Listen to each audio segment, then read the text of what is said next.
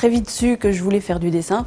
Quand j'ai eu 11-12 ans, voilà, que les gens commençaient à me dire que je dessinais bien, nanana, je me suis dit ouais, c'est ça que je veux faire. Je voulais être le Walt Disney français moi au début, hein, donc voilà. Et depuis là, je dessine quasiment tous les jours et j'essaye des nouvelles techniques sans arrêt et j'apprends sans arrêt au contact des autres ou en m'aidant de livres ou en allant dans les musées ou en allant, enfin voilà, toutes les infos sont à portée de main donc il suffit d'aller les chercher et puis c'est en essayant qu'on y arrive donc voilà, je retrousse mes manches et on y va.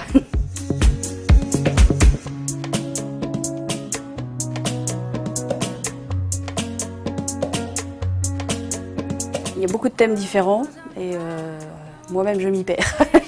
Souvent j'ai 3000 idées à la seconde et du coup ça part un peu dans tous les sens et c'est un peu quelquefois un problème parce que je ne peux pas me concentrer sur 3000 choses en même temps.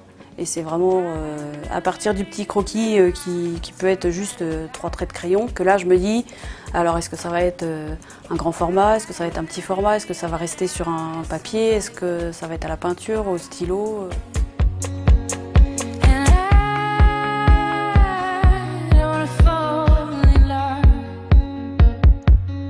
Tout ce qui est de l'univers de l'enfance me plaît vraiment beaucoup, mais je déteste le côté enfantin niais avec les nounours et les machins. Enfin voilà, ça c'est pas mon enfance. Mon enfance, elle a été très gaie, mais elle était aussi pleine de questions et pleine de réflexions sur la vie et pleine de peur aussi. Et je trouve que c'est ça qui est intéressant dans le fait d'être enfant ou quand on est avec des enfants, c'est de faire ressortir chez eux ce côté-là aussi.